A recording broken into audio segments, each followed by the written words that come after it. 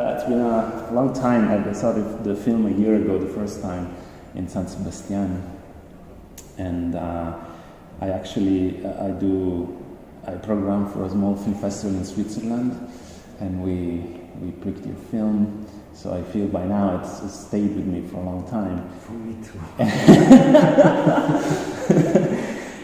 I imagine, but then you also, it took a long time for you to make it. I don't know how the others do it, but we finished shooting 2 years ago, and I'm on tour with Angelo for 1 year right now, and I'm already in the next project. So I don't like my movie anymore, and I don't want to talk about it. No, I try to be the best Tocci I can, but it's interesting that sometimes when I'm in the Q&A and I'm talking about Angelo, I have the feeling, am I already talking about the new project right now? Wow. When do you think you'll shoot the next project?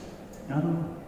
Like soon? It depends. The next thing I'm writing on is again a period piece, and as I learned, period pieces are very hard to get financed. So I just finished this one, and I have another idea for a contemporary script, and maybe the contemporary one will be shot first. I don't know.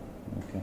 But I hope to shoot at least, let's say, at the end of 2020 or beginning of 21. I was going to ask because I'm fascinated by the way you speak, and you're very open about your path to direction and how that came to be, and how it's unusual, but then also you took. What is unusual? Well, coming from another role as a casting director, and then just launching into directing with such admirable audacity, because as you said multiple times, you don't feel that familiar with. Maybe by now you do, but this back then, when at the time of your first film, it was a jump in the dark. You had the impulse, but you felt that it was a new thing for you. I made so many. No, I did not make so many, but I made many different jobs from the beginning throughout my entire life, and I think it's all about learning and not pretending to know. Sure. So when after my first movie, Michael, I was offered a job at the university in Vienna to teach how to direct after one movie, and I said, okay, I start working, but just out of a joke, because it's complete weird to offer a guy this job after he only did one movie. No, so I think it's all about learning. If you're not interested in what you do, and if you're not interested in getting on and learn more, you should not do what you're doing. You should not do it. Mm-hmm. Feels that your two films are about these individuals, and in a way a context of social aberration that they're trying to survive in. So it's them and the environment that they're in, but this relationship is at its core always toxic, always poisoned. And I know that you can't. I mean, there was a long distance between the films, and they're very wildly different projects. But is that the space in which you feel that you move as a storyteller? Because there's the constant tension between. Yes, but only one more time. Right now I'm working on a script called Rose, and it's a script written for a woman. It's a female part, main part, and it will have similar ideas or similar topics. And then I think I have to move on. But yes, both Michael and Angelo have a lot in common. I'm always interested in the idea of the others in society, and I'm always interested in the idea of freedom in society. What is my freedom? What is freedom anyway? And to my mind, freedom is the chances I have to live my life as I wish or as I please is the chances you as a person are giving me. So my freedom ends with you and starts with you, as well as someone else's freedom starts or ends with me. These are topics and ideas I'm constantly thinking about and working on, and the idea of the other person, the other ones. I mean, we as human beings, we need the others. When we grow up as babies, I mean, the first things we learn to say, aside of mama and papa, are yes and no. And these are words which are addressed to someone. So yes is an open door, and no is a border. So I need the others to develop my mankind, my humanity. So the others are not only that bad. They don't come and fuck our women and take our jobs. Sometimes the others are very important for us. And of course we all know that we're living in stupid political times, and that the idea of the others nowadays are used that some people can win elections, and I really dislike this. And so in times of huge problems or social problems, the artists have to be there and keep the discussion on going. There's a moment in the film in which Angelo says no. Yeah. And it's a moment of a statement of conscience in a way, and the character has a difficult relationship with language. I was wondering if you could talk to me about how you shape that, because this character is inherently unknowable in a way, because we don't know much about the real person, but that can be a weakness when you portray in a film, because in a way if you don't want to invent too many things, you're also taking away little bits of his identity, just in the same way that... Maybe Angelo is a movie about silence. Or in another way, maybe one main character in this movie is silence as well. I disbelieve in a character who was able to talk so much. For a theater project several years ago, I was working with people who have been traumatized very hard because of different things that happened to them. And what they all had in common was silence. And in therapy, I learned that the moment when they start to speak is a breakthrough, and then you can really make ground.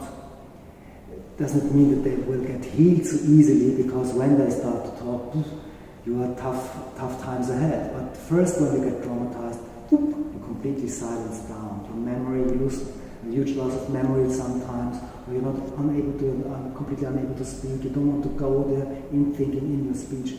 So I think that a boy, now talking about Angelo, when you're a boy, 5, 6, 7 years old, and you get kidnapped from Africa, and you get on these ships, and you are beaten half to death, and you see how all the others are treated, and some of them definitely will have died on those boats. So I think that at the time that this Angelo Soliman, as a young person, as a child, arrived at this European continent, he must have been a traumatized person.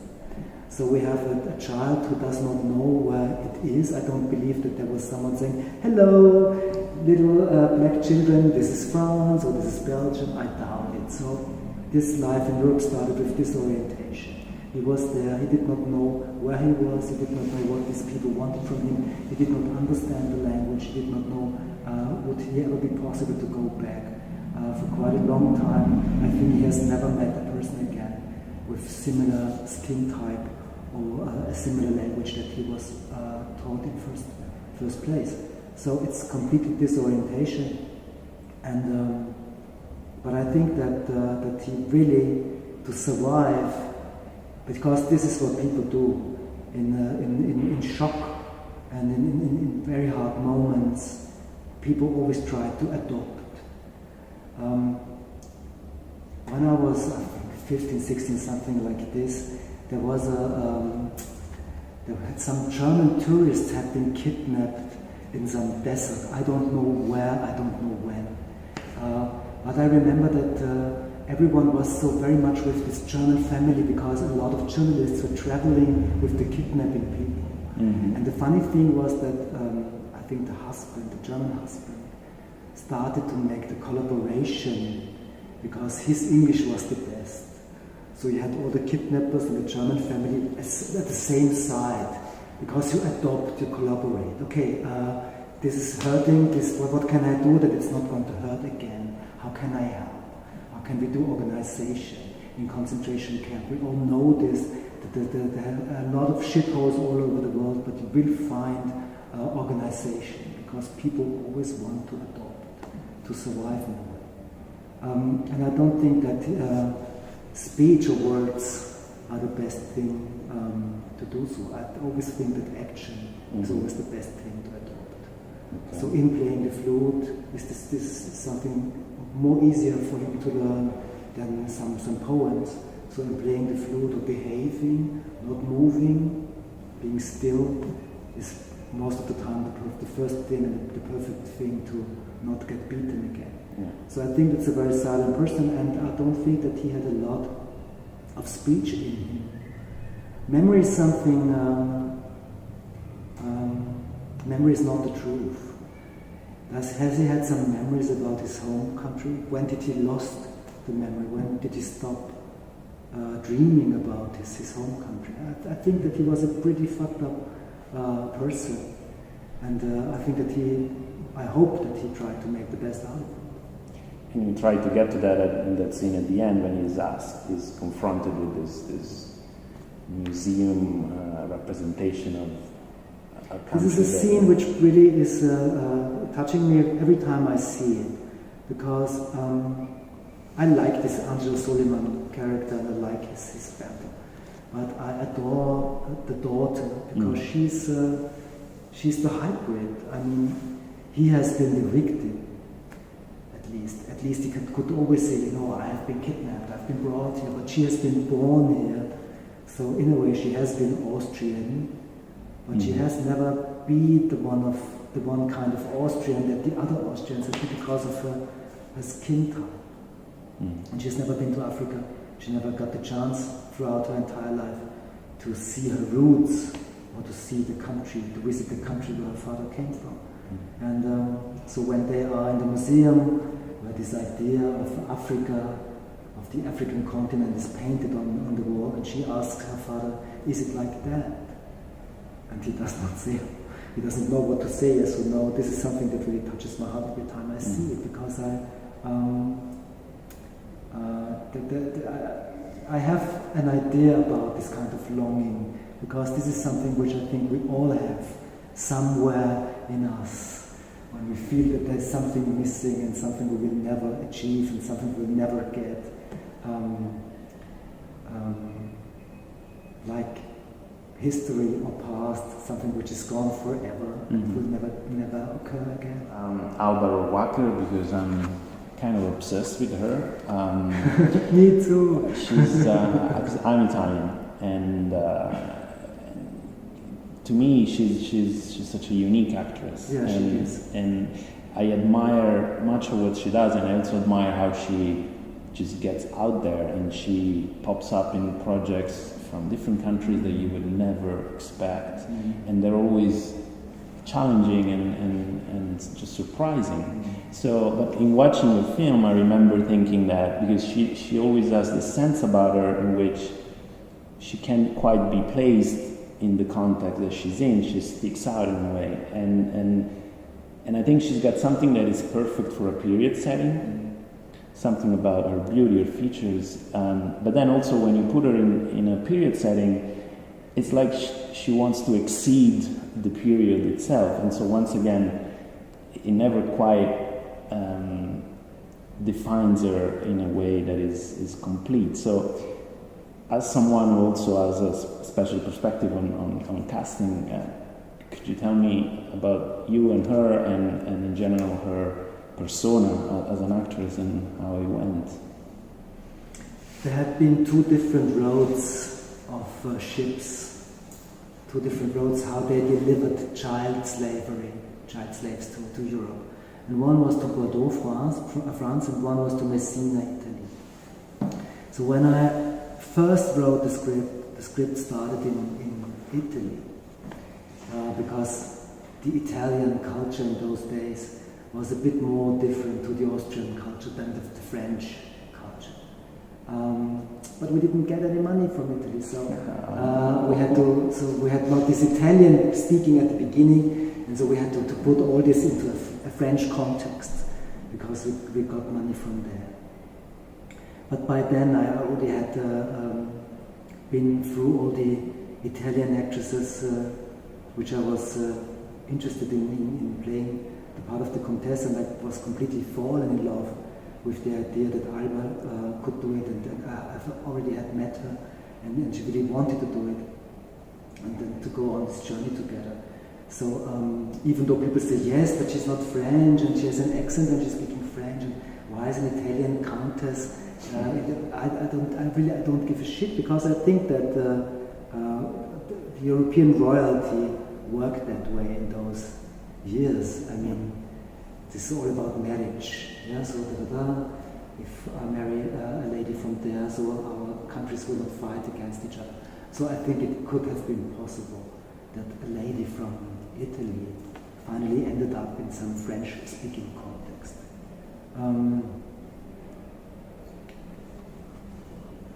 I saw every film possible I could grab with her, because I'm really, I can't explain how she does it. She's a miracle to me. What I see is a hard-working miracle, and this is something I really adore. My movies are very hard to shoot because I want that everything is absolutely precise, and I have to be in everything. I have to be in the costumes, I have to be in the decors, I have to be there, I have to do everything. I never leave my movie alone. I stay with it in the editing room. I do picture log, I do sound editing, I dub my sounds. There are 2 farts in the movie. One is from the guy who made the sound, one is my own fart. So I have to be everywhere because I have the idea that I don't like, I mean, I know other people saying, okay, now it's done, ciao, and other people finish the movie. I could never do this. Nothing is ever good enough. As long as we have time to work before we have to start the shoot, we have to work, we have to work. Have we looked under this stone? Yes, we have. Have we looked under that stone? No, there's a new idea. And Alba is working completely the same. And this is something I like.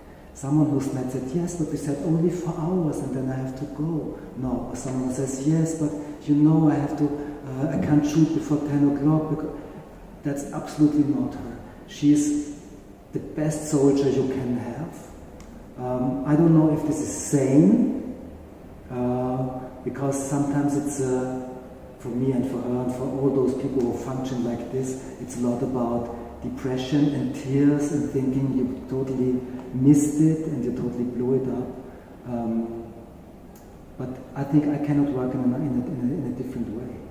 And I wouldn't have known anyone better than her, because the Comtesse she has to portray is also a very silent character, and it's not a character who has the blessing of a lot of words and speech where she can explain herself.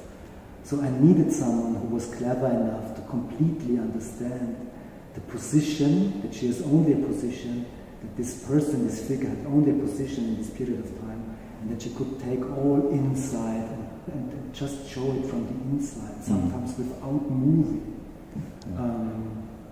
I'm completely in love with her, and I can't wait to continue our work together. Okay.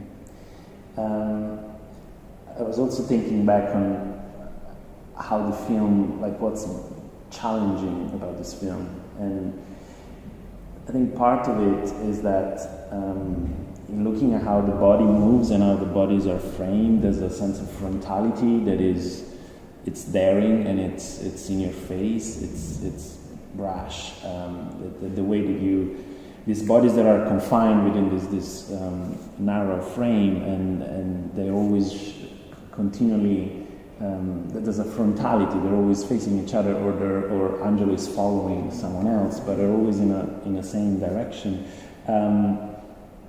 Was that a visual motif that was part of the thing, or is it just how it came out because of the court scenes are inherently stiff and still? Maybe it's more simple. As I said, I'm a completely autodidact, and I've never learned or studied filmmaking. I was a casting director for 17 years, and I haven't had the idea that at the end of my 30s that I would ever be able to make a movie myself. So the movie is as good as I am right now in my skills of camera, of filmmaking. One. Two, I'm a huge fan of matter of fact, because anything else is betrayal.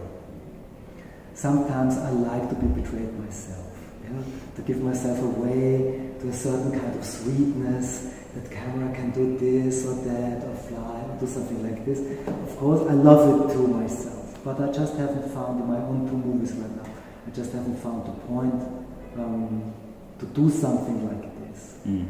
I just haven't sensed yet the possibility that it would make, that it's logical, that it makes sense, that the camera could start to fly, or suddenly a score could be, and 7,000 strings, and some warm light streams in, or some dream fantasy, and there's hope and peace, and maybe it will happen one time, but I'm not there. So what I'm trying to do is I'm trying not to be unfriendly. I'm trying not to be too clever. I know how it goes. I'm the clever one. You have to follow me. I know. You said you don't want to be unfriendly? No, I don't want to be unfriendly. Okay. I don't want to be too rude. Okay. So it's all matter of fact. Okay. It's not. Maybe it makes you feel like in the face because you have no way to turn, because there's so less editing. Yeah. So there is this framing. I don't know. Maybe the scene with when the boy didn't want to get wiped. Yeah. So, which to me is a funny scene in a way. Yeah. Because I really like it when he has a laugh and then just wants to leave, and he still thinks that he gets away with it. Yeah, which is a character thing. And I like how stupid all these other people suddenly become because someone is not behaving as he should behave. So I really like to watch these things, which can only happen together. When I have when I have a lot of close-ups, it's not happening together, because I know it will. You're not shooting it together. You separate it. You shoot this, you shoot this, and then you put it together, and then you have this flow. And sometimes you have to glue it with music to make it real. If you have all at the same time, it's in a way kind of real. But I promise I will try to become a better filmmaker. And no, but it's. I think your style works as it is, and in fact, I was kind of worried that because people might mistake that for a certain detachment, a studied detachment, not a respectful detachment. I have to cope with that. Okay. I'm sorry, but I couldn't have done it in another way. I mean, Angelo is a bit different than Michael was. I don't know if it's better, but it's different. So I started to try out more of things which can too happen in cinema. Okay. All right. Thank you. Thank you. I think that's it. Yeah.